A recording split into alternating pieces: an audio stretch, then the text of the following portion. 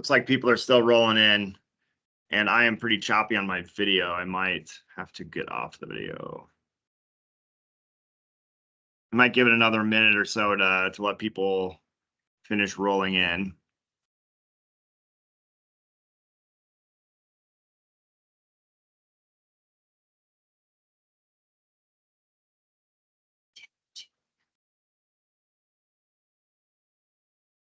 While we're waiting to get started here, I will say, because we have the microphone function disabled for anyone who's not a participant, if you have any questions throughout the presentation, go ahead and drop them in the chat, and we will either address it as we go or address it at the end of the presentation. Seems like we might be having some bandwidth issues as my video looks like it's a quarter second behind or something. Ashley, is it choppy on your end? No, not really. Okay. I prefer to keep it on if I can. All right, I think we're well, we still got some folks coming in.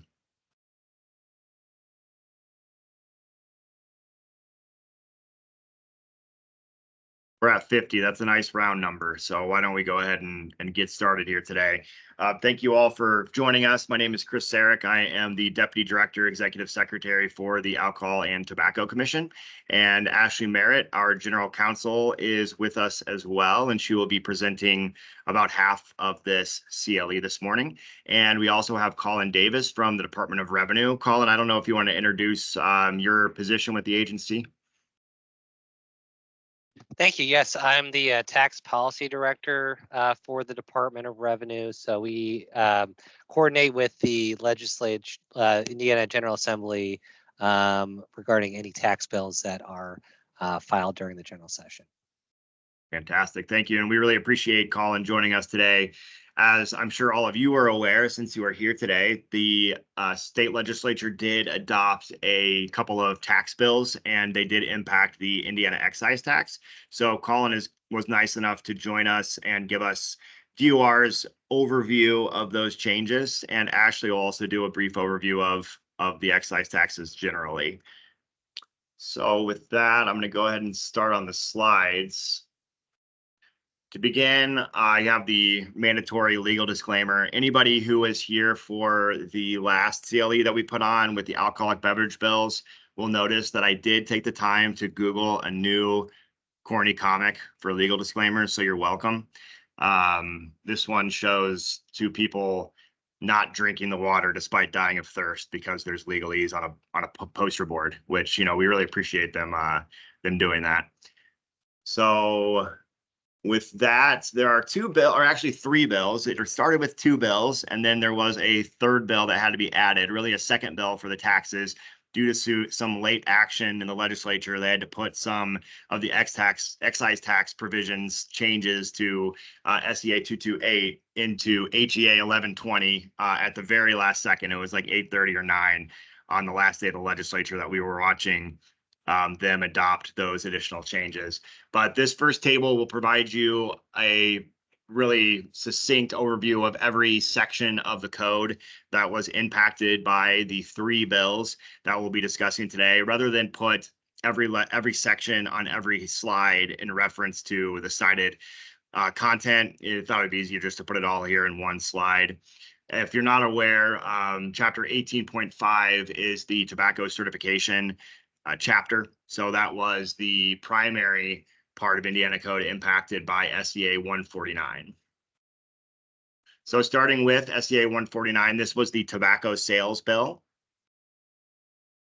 And it made quite a few changes to 18.5 and ATC and Excise's regulation of tobacco sales in the state of Indiana. The primary intention here was to start the process of strengthening our regulation and control over the sales of tobacco in the state of Indiana. It's an industry and an area that is really changing with vape and e-liquid products. There's been a lot of movement across the country, really, and at the federal level with tobacco regulation. And Indiana, as always, we are mindful of being strategic and careful and making changes. So while we did adopt a fair number of changes, the legislature did adopt a fair number of changes through SEA 149. They were very considered and carefully chosen and worded so that we could make appropriate incremental changes rather than trying to do everything at once and finding ourselves in a position where we're having implementation issues. So again, the intent here is to strengthen regulation of tobacco sales. And it's really one step toward creating more consistency between the regime of regulation for alcohol permitting and tobacco certification, the tobacco sales certification. As you're all aware, tobacco sales certificate is not a permit under Indiana code. However, this is one step closer to making it more in line and parallel with the requirements in the alcohol permitting regime. And as you'll see as we walk through these slides and the changes made by SEA 149, there are several provisions of the bill that actually mirror nearly identically those in the alcohol permitting. So specific changes that were made, and all these changes are effective July 1 of 2024. There was a prohibition on a retail establishment like a 7-Eleven or gas station convenience store that holds a tobacco sales certificate. Prohibition on that establishment holding more than one for that location. So like I gave the example 7-Eleven. If you're a 7-Eleven and you have 100 locations in the state of Indiana, it doesn't mean you can only have one sales certificate in the whole state. It just means each location can only have one tobacco sales certificate. Also prohibits the tobacco sales certificate from being issued to certain persons that are deemed unqualified under the law, and those are known as special disqualifications. It adds a requirement regarding what has to happen when the majority ownership of a business is transferred, a business that holds tobacco certificate is transferred. It specifies requirements for the employees of certificate holders regarding the possession and having a state issued or US issued ID in order to sell tobacco products. And it also provides the requirement, generally, it's a Class C infraction now, or it will be on July 1, for a business or individual to sell tobacco products in the state of Indiana without a tobacco sales certificate. And finally, it makes it a Class C misdemeanor for a person to operate a tobacco and vaping business within 1,000 feet of school property. You're probably all thinking that's already the law. It is, but it's a slight change, and I will discuss that in more detail when we get there. It essentially expands the scope of properties that you can't be 1,000 feet of within 1,000 feet of. Excuse me. Whoops. So starting with the sale or change of ownership requirements. Essentially, it's pretty straightforward. If the majority ownership of a business that holds a tobacco sales certificate is sold or transferred, the new owners must apply for a new certificate, and the prior certificate is void upon the issuance of that new certificate or within 90 days of the date of sale, whichever is sooner. The idea there being that we do void out those old certificates, but also we give a little bit of a grace period after the transaction to allow the actual business operations to change hands. So if the transaction is finalized on March 1 and the old owner wants to or plans to continue operating for 60 days, 90 days, that would be allowed under the current law. However, upon the issuance of a new certificate to the new owner of the location or the business, that at that point in time, that old certificate would be void. And along those lines, the new application or the new owner applying for a new certificate has to provide, if it's a business, has to provide the formation information for the business. If it's articles of incorporation or any other formation documents, that has to be provided along with that application for a new certificate. If the owners of the business are individuals, then we need a copy of the sales or purchase agreement or whatever other instrument it was used to sell the business. And if you don't have that or that can't be provided, then ATC will provide an affidavit of sale, which you will be required to execute and provide with your application. Along with all of that, we'll also be requiring that the prior owner's certificate, the old certificate that's being replaced, be sent back to Alcohol Tobacco Commission along with that application. And again, the idea behind all of this is to ensure that only one sales certificate is enforced at any one time for a single premises. Going on now to the next section. Another reason that we have implemented these ownership disclosure requirements, beefed them up really because it was already required to a certain extent that ownership information be provided. But one of the reasons we are requiring this information be disclosed in the way that it is now is so that we can enforce the new special disqualifications. And the special disqualifications, SEA 149 added a new section to Chapter 18.5, imposing these eligibility standards on every owner of a certificate or underlying business. The intention here was to mirror the special disqualifications for alcohol permits and also to create some regulatory consistency between alcohol permit eligibility requirements for individuals and tobacco certification or sales certificates. Also, this section requires that the applicants make a sworn verification that all owners satisfy the requirements, not just the majority ownership, but every single owner of the underlying business that owns the certificate or owns the certificate itself. And this will apply to all applications received on or after July 1 of 2024. And the next slide we'll actually go through each and every one of the new special disqualifications.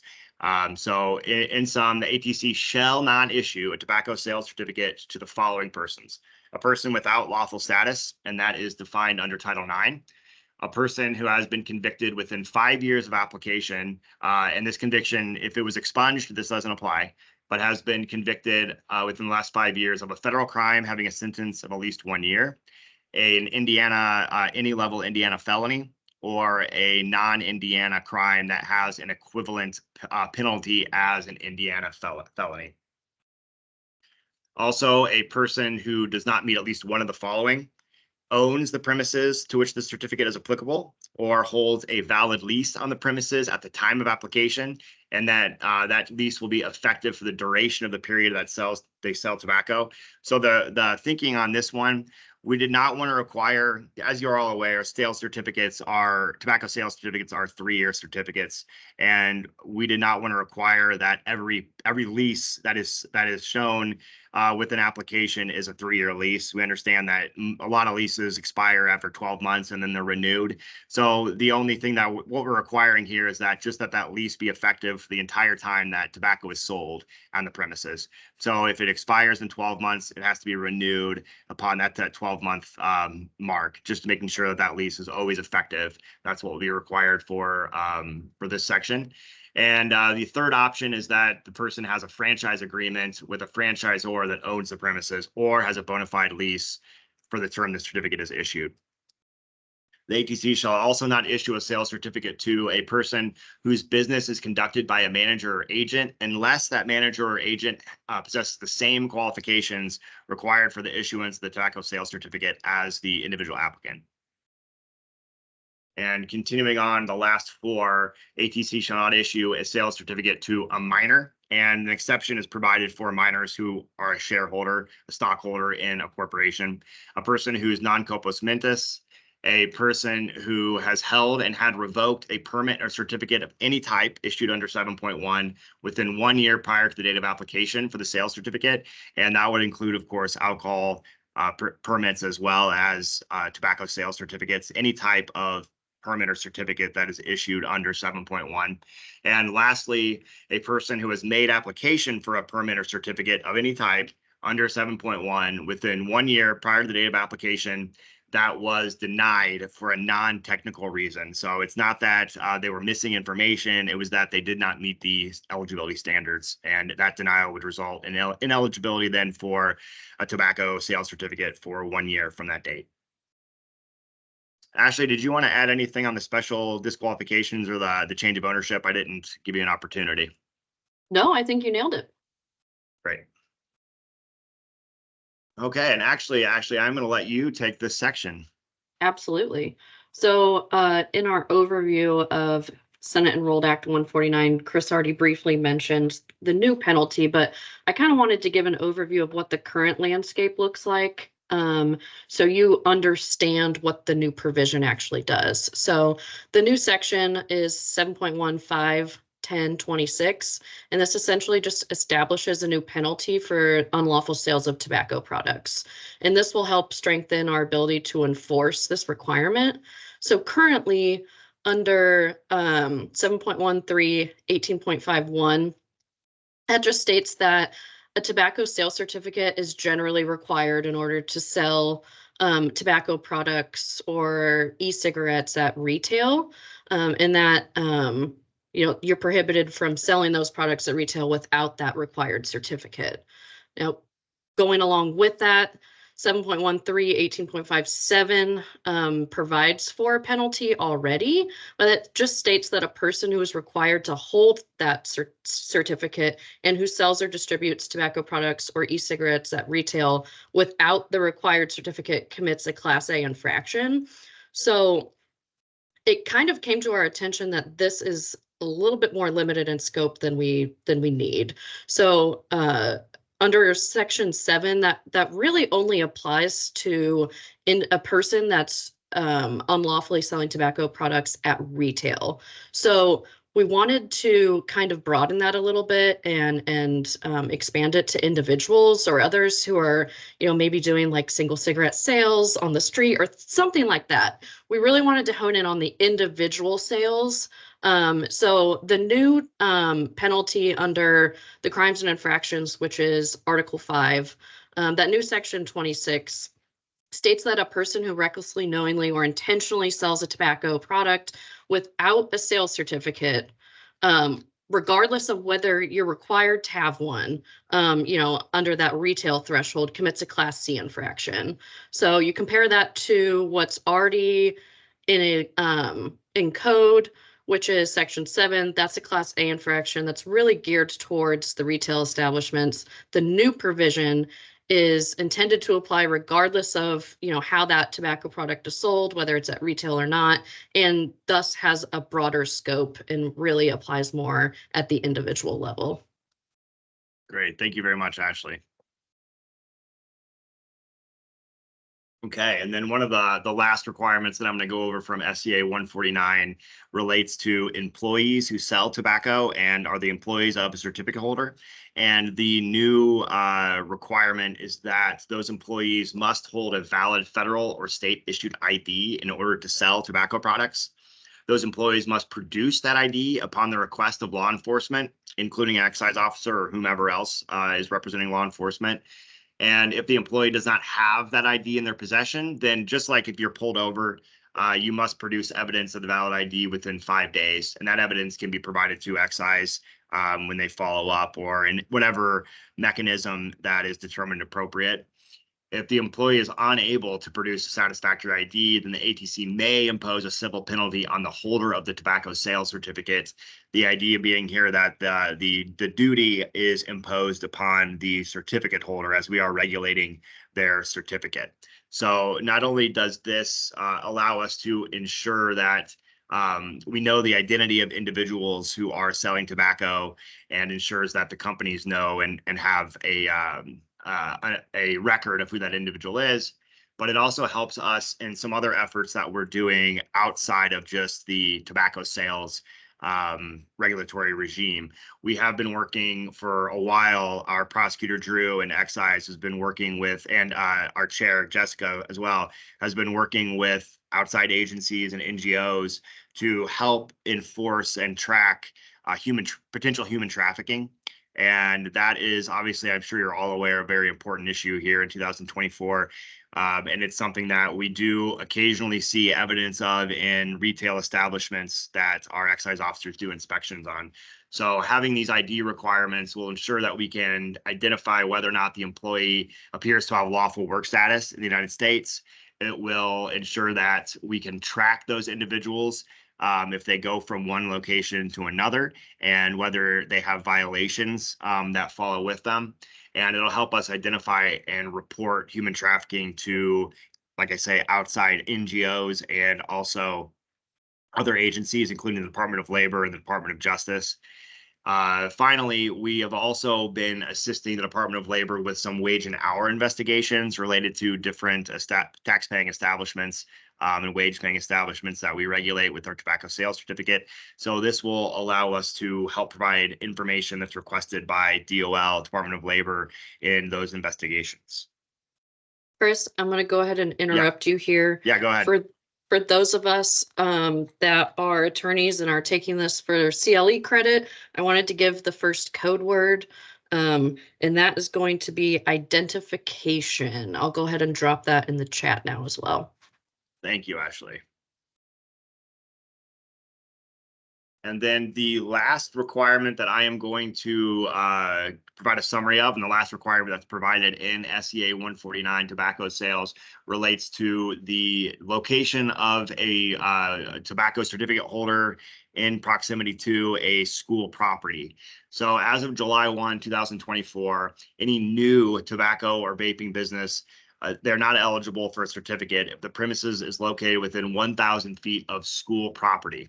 If you're not aware, a tobacco and vaping business is a retail establishment in which tobacco products, e-cigarettes, and e-liquid account for at least 85% of gross sales, and it is measured from the nearest point of the business and school property. Under Indiana law, school property means any building or structure owned by a school corporation or a public-private elementary or secondary school, and that includes grounds that are adjacent to the school building. This restriction applies to new vape and tobacco businesses operating after July 1, 2024. This will have no impact on existing certificate holders, and it'll have no impact on existing businesses that exist as of July 1, 2024 at the time of a future transfer of ownership. So if you have an existing business that's been in operation prior to July 1 of 2024 and the ownership is transferred to the future, that business will still be grandfathered into the prior requirement.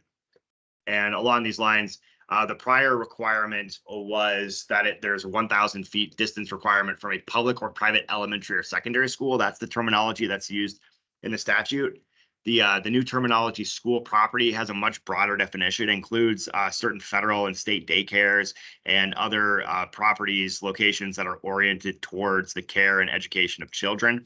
So this new requirement after July 1 or after June 30th of 2024, starting July 1 of 2024, if you have a new tobacco or vaping business, then you have to meet this standard and not be within 1,000 feet of this broader concept or definition of a school property.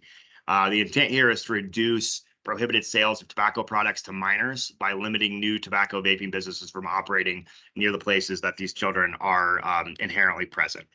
And with that, I am going to hand it over to Ashley to give us an overview of the alcohol excise taxes. Yeah, thanks, Chris. I wanted to kind of provide an overview of the current landscape before Colin with DOR kind of jumps into their bill that impacted the excise taxes this past legislative session, mainly because I think excise taxes aren't something we think about on a daily basis, and they can also differ a little bit from how different other products are classified. So, for example, something could be classified as a wine but be taxed as liquor. So it can get kind of confusing. Hence the overview. So first, let's start with beer and flavored malt beverages. So beer is defined as an alcoholic beverage that's obtained by the fermentation of an infusion or decoction of barley malt or other cereal and hops in water or cereal byproducts.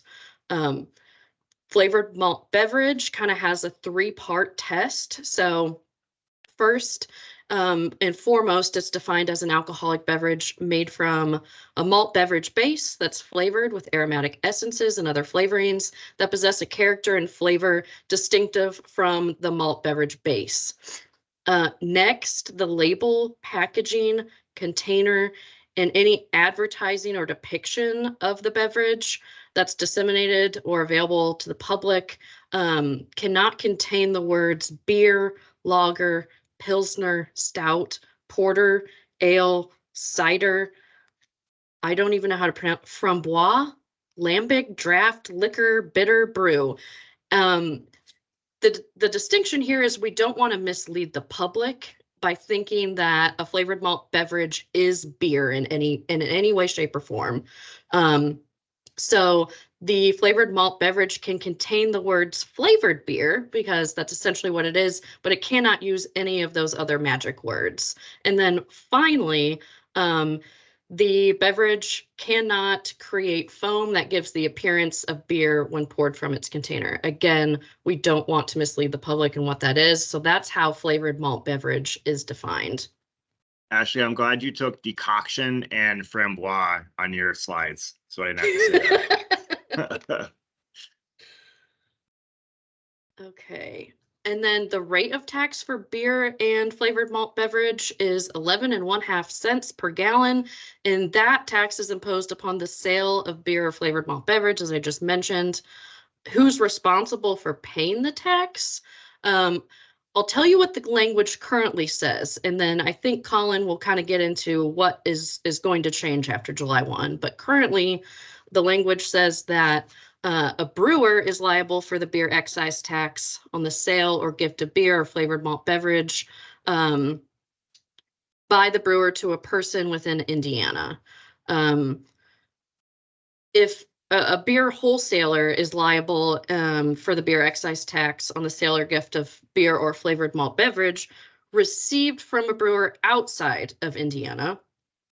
And then a wine wholesaler is liable for a beer excise tax on the sale or gift of flavored malt beverage within Indiana, because wine wholesalers are also have the ability to possess, sell, and distribute flavored malt beverages. So those are the distinctions in who pays the tax currently. Hard cider excise tax. So hard cider is defined as an alcoholic beverage that is made from the normal alcoholic fermentation of the juice of sound ripe apples and contains at least 0.5% alcohol by volume, but no more than 7% alcohol by volume. And the definition can include flavored, sparkling, or carbonated cider and cider made from condensed apple. The rate for a hard cider excise tax is the same as beer and flavored malt beverage. It's that 11.5 cents per gallon. And then the persons that are liable for the tax will include vintners, farm wineries, wine wholesalers, direct wine sellers, beer wholesalers, dining car permittees, and boat permittees. It really just depends, again, on how that hard cider is entering the state of Indiana. Okay, moving on to wine. Wine is defined as an alcoholic beverage obtained by the fermentation of the natural sugar content of fruit, fruit juice, or other agricultural products that contain sugar, including any necessary additions to correct the defects due to climatic, don't know how to pronounce that, other seasonal conditions, and also the alcoholic fortification of the beverage. One thing I want to point out here is that the definition of wine, when it references that fortification of the beverage, that from our position is fortifying with the same base that the wine is created from. So it doesn't include fortification using distilled spirits, because if you add liquor to something, it becomes a liquor product. So just wanted to point that out. And wine can include hard cider, but as I mentioned, there's a little distinction between how something may be classified and defined and how it's taxed. So wine can include hard cider, but it's not taxed as such. Or hard cider isn't. What I'm trying to say is the definition of wine includes hard cider, but they're taxed differently. Okay, so breaking that all down, it can get a little bit complicated with wine. So the tax is applicable to any wine that contains less than 21% ABV, and also wine that contains 15% or less ABV that's mixed with carbonated water or other potable ingredients, which are suitable for immediate consumption from the original container. I think of something as like, maybe a wine cooler, perhaps, if it's not malt based, something like that. You can go to the next slide. Okay, perfect. So wine, in comparison to beer, flavored malt beverage, is taxed at a rate of 47 cents per gallon. And the persons liable for the wine excise tax include vintners, farm wineries, wine wholesalers, direct wine sellers, dining car permittees, and boat permittees. And that applies again to the wine manufactured or imported into the state of Indiana. Just kind of depends on where it originates. Okay, and finally, liquor. Liquor is defined as an alcoholic beverage containing alcohol obtained from distillation. The term also, again, includes wine that contains 21% or more of alcohol by volume, but it does not include industrial alcohol. And we have an example that we'll get into that involves that later, but the rate is $2.68 per gallon of liquor or wine. Again, that is more than 21% ABV. And then the individuals that are responsible for the liquor excise tax include artisan distillers, distillers, rectifiers, liquor wholesalers, vintners, wine wholesalers, dining car permittees, and boat permittees. I will say that there's, two exceptions to the applicability of the liquor excise tax. It does not apply to the sale and delivery of liquor or wine that is, going out of the state of Indiana. And it does not apply to the sale of wine that is used for religious purposes. And then I think I am going to give the second code word now before I hand it off to Colin. So code word or code phrase number 2 for the CLE form is going to be tax liability. I think we should have used decoction. Actually, I kind of regret that. Sorry, no, it's what we say it again, Ashley. Tax liability, right? Tax liability, and I'll go ahead and drop that one in the chat as well. Thank you. All I could think was decoction after I said that. Colin, we'll hand it over to you now, sir. Thank you. Okay, thank you so much. Again, I'm with the Department of Revenue, and every year when we are preparing our proposals to submit to the governor's office for approval to put into our agency bill, or working with the Indiana General Assembly, we're always looking at ways to improve the code, especially when there are instances where the code is not clear on certain things. The issue that was put into our agency bill, Senate Enrolled Act 228, was when there are multiple permittees that in a chain where liquor alcohol is sold between permittees down the line, who is responsible for collecting the tax? There are some taxes where the first in line collects the tax, and then there are some taxes where the last in line collects the tax. Like the first would be, for example, I believe the tobacco taxes are like that, but the fuel taxes are where the last in line collects it. So we wanted to use this as an opportunity to clarify who is responsible for collecting the tax when multiple permittees were involved. The code is not clear before this, and hopefully when all is said and done and I go through the presentation, everything will become clear and no one will have any other questions, and it'll be clear that this is just a non-substantive and most people will be conducting business as usual, but we'll see. So just a little background to it to add to what Ashley was talking about regarding the definitions and the tax rates. So I actually did some additional research on this, but Indiana Code 7.1 is where you'll find all of the alcohol and tobacco provisions that we've been talking about today. It's actually a recodification of IC 7, which was done in 1973. But before that, that was actually a recodification of the Alcohol Beverage Act of 1935.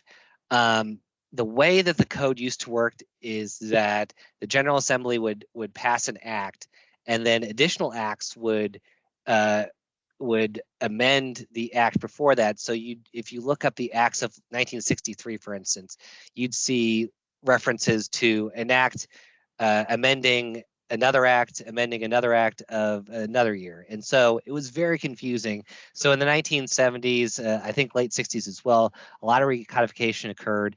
But in a lot of instances, the language that was initially enacted back in the 30s, 40s, 50s was kept.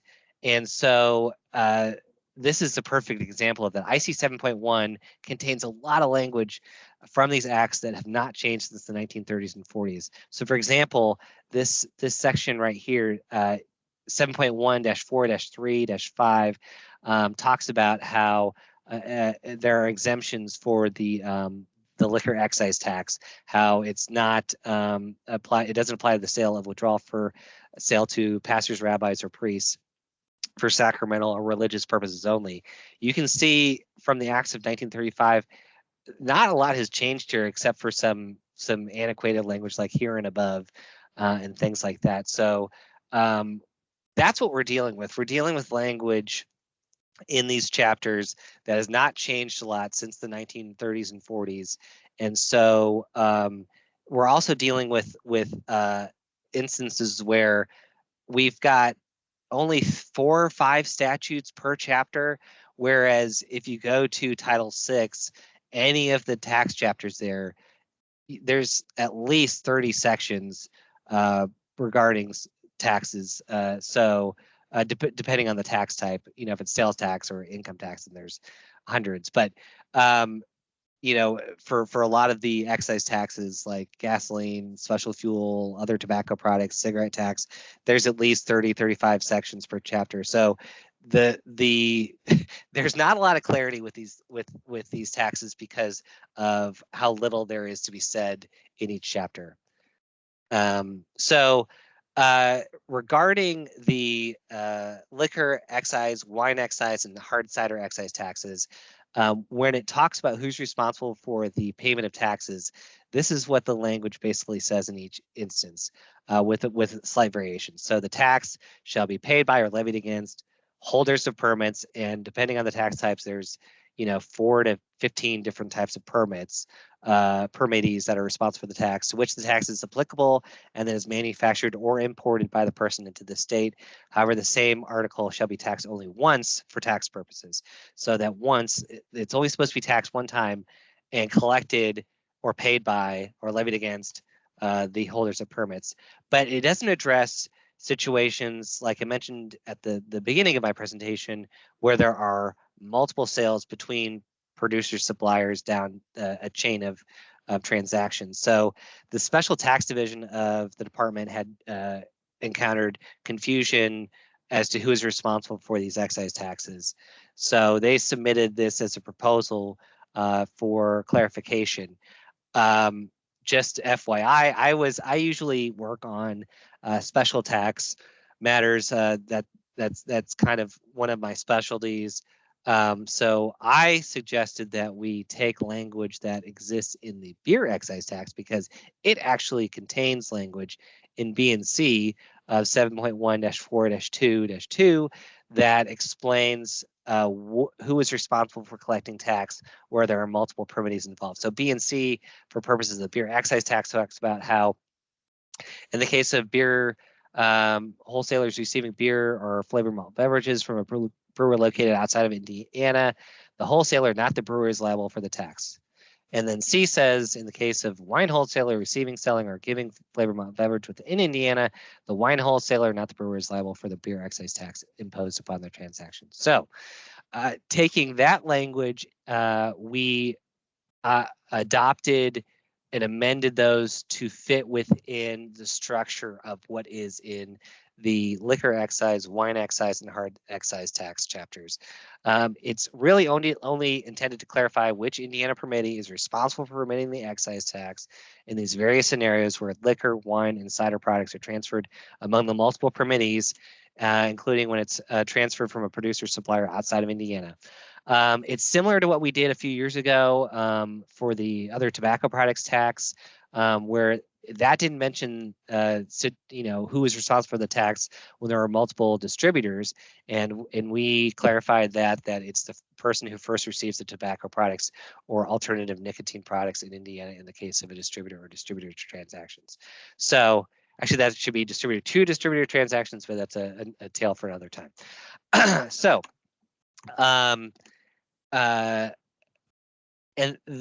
with that in mind, We also got some feedback late in the session that there was some concern from some sellers of alcohol products and the ATC and others that is this giving license to illegally import liquor from outside the state. So we clarified in a new subsection D as well that nothing in the provisions pertaining to the collection of these taxes should be construed to authorize an otherwise unlawful sale of liquor in Indiana or relieve an out-of-state seller from having to obtain a permit, describes in subsection A. That the out-of-state seller is required to obtain under the alcohol article prior to the sale of liquor in Indiana. So clarifying who's responsible for paying the tax when things are imported. That does not mean that the importer is related to the responsibility for getting a permit, or that the unlawful sale is somehow legal by imposing a tax. So that's what you'll find in HE A 1120. So we're going to play out a scenario here. This was a question that actually came from ATC when we were discussing these provisions and how they would apply. So in Indiana, so all these people are located in Indiana for purposes of this scenario. So the Indiana manufacturer manufactures pure grain alcohol and sells that liquor to an Indiana distiller, who will then refine it and produce and sell a finished liquor product to an Indiana wholesaler. And again, this entire chain occurs within the state of Indiana. Now, the manufacturer is selling his product does not meet the definition of liquor under IC 7.1-1-3-21. As Ashley mentioned, the definition does not include industrial alcohol, which the liquor manufactured by the manufacturer has not been refined or distilled yet. So they are not responsible for collecting the tax, even if they have a permit, because they're not selling a product that would meet the definition of liquor subject to the liquor excise tax. Ergo, the new language would mean that the distiller is the first permittee in line and must collect the tax, even if they sell to another permittee, and any other sale down the line no longer needs to collect the tax. So that's how that would work in this scenario. As we get closer to the July 1st date, I'd be more than happy to answer any questions that you can think of. We always want to provide the best guidance possible regarding our tax laws. We actually don't have any information bulletins on alcohol taxes, mostly because there's not a lot in the law to really generate an information bulletin. But are we glad to put something together on our front page, or something, or a bulletin if there ends up being a lot of confusion on this scenario. But hopefully this is something where once you take a look at the purpose of everything, it makes more sense. But again, feel free to reach out to me at cdavis@dor.in.gov, or you can send something to tax policy, all one word, tax policy @dor.in.gov, and that'll get to me as well. But again, we're more than happy to answer any questions that way. So I'll turn it back over to Excellent. Chris and Ashley. Yeah, thank you very much, Colin. Really appreciate you joining us today and helping us understand these new changes to the excise tax. And we have our contact information up here. We are always more than happy to answer your questions. Obviously, the best way to avoid a problem is to ask the question up front in plenty of time before anything comes to fruition, so that we can talk it through and make sure that everybody's on the same page and everything's done lawfully. So if you have any questions for us or for Colin, you can use the contact information up there to get a hold of us. A lot of time, I always say that email is the best way to ask a question, because then we can share it with our teammates and we can all chime in and discuss, and then provide you with a complete and written answer that I think that benefits everybody. So if you do have a question about policy, send us an email and we can help work together to get you the best possible answer. We do have 14 minutes left in the allotted time. So if anybody has any questions, you can put them in the chat and we can provide answers to our best of our ability. And as we stated before, there will be a recording of this session along with the recording of the alcoholic beverage overview that we provided last month that will be posted on our website and probably shared in our newsletter, I would imagine.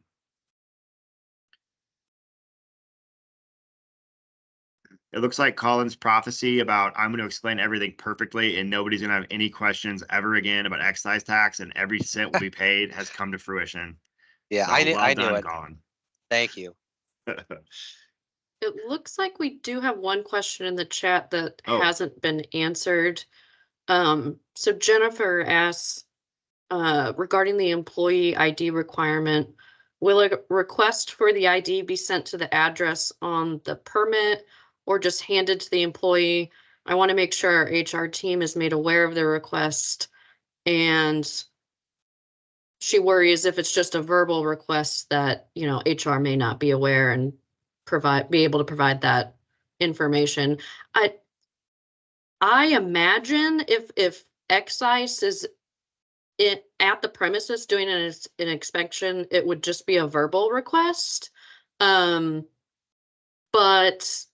you know, if a violation or citation is issued, there may be an opportunity for the prosecutors to send some sort of written request for that identification as well. So it kind of could shake out in a few different ways. I'm not sure if you have anything to add to that, Chris. You know, I think how the implementation manifests in the field, we still need to probably work with our excise officers to identify the best way to approach this stuff. If it is a verbal request and then the request is not materialized, they don't have the ID with them, then we can work with excise to understand that they need to communicate that to the certificate holder, as it is the certificate holder ultimately that's responsible. So it does need to be communicated to the certificate holder. So we'll make sure our excise officers understand that. It's a very, very good question, a very good thought and concern. So I appreciate that. And there's a couple others in here. Tobacco retailers still required to hold a vape tax license. Ashley, do you want to answer? There was no change made. So anything that existed before this law exists hereafter. I could put it that way. So all it did is add new requirements. It didn't change any existing or eradicate any existing requirements. So if you had to do it before, you got to do it now.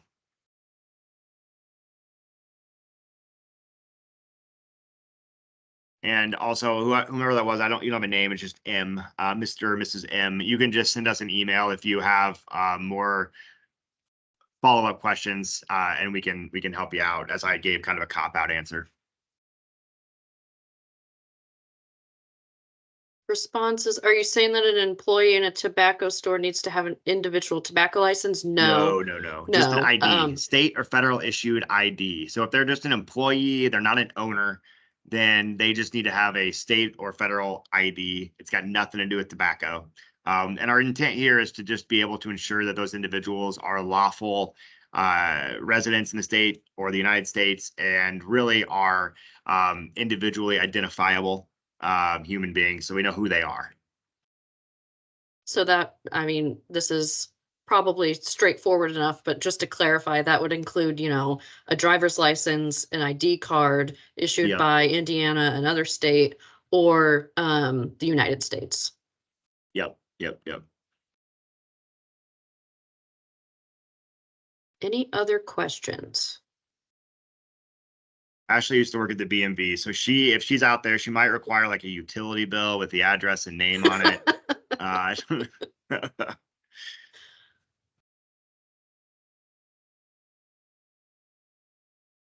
Employees must have an ID effective Correct. July 1, but no change in age requirement to sell tobacco at a convenience store. Correct. No change in the age requirement.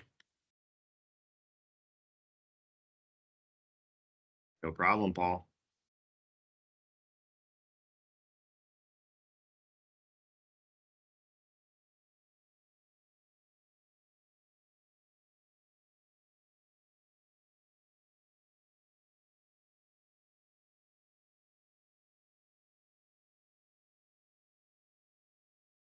Doesn't look like any more questions are coming in.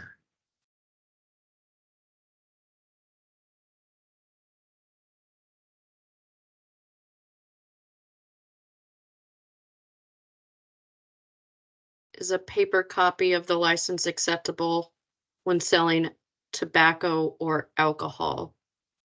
Are you Go referring ahead. to the identification that the employee has to carry or the tobacco sales certificate for the location?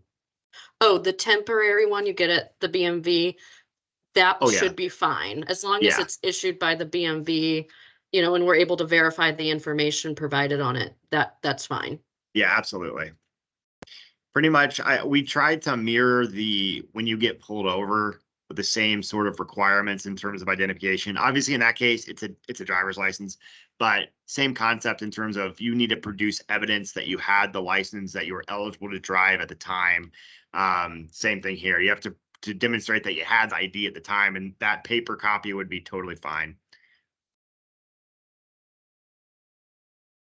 From the customer standpoint, in terms of producing identification to demonstrate that they are of age, if they are they're saying, "Hey, I'm 18. Here's my paper ID, a copy of from that." I do not think that is, well, I have used my paper version of my ID before, when I've had to produce my identification. I don't think that would be a problem. Jessica, Chair, have you had any experience with that specific issue? I doubt it. I think it's probably fine for the customer to produce that, because it's still a valid ID. It's just the paper copy pending receipt of the plastic version. I think it's fine, but I think we've looked at it before and given a response, so I'd have to go back and look. Since that wasn't new legislation, I didn't review that before today. Good. Yeah, I didn't either. So you have, if you could just follow up with us and send us an email, then we can give you an actual written response to that question. But I think generally it's okay in the meantime.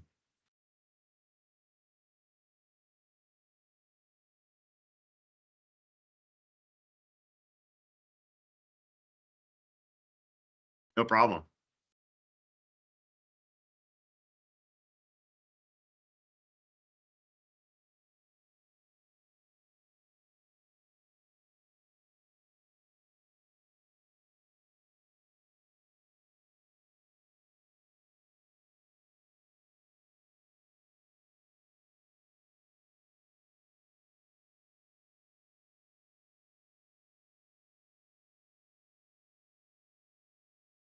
Not seeing like any a- other Nope. questions. Nope. And it looks like people are starting to file out.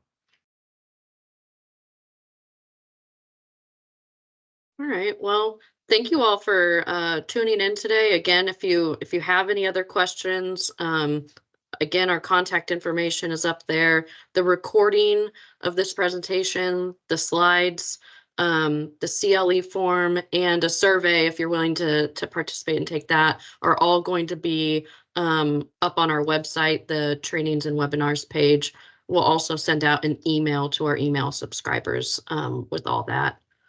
So Thank you, Ashley. And the code words, the secret words, are in the chat. So decoction is not one of them, although I think it should be acceptable. maybe next time. Yeah, next time. Honestly, I didn't know that word until today. I'm not gonna lie. So all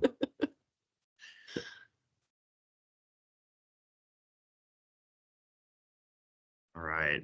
All right. Well, everybody have a great weekend, and enjoy the race next weekend, and have a great Memorial Day next weekend as well. Thank you all. Thank you, everybody. Thanks, Colin.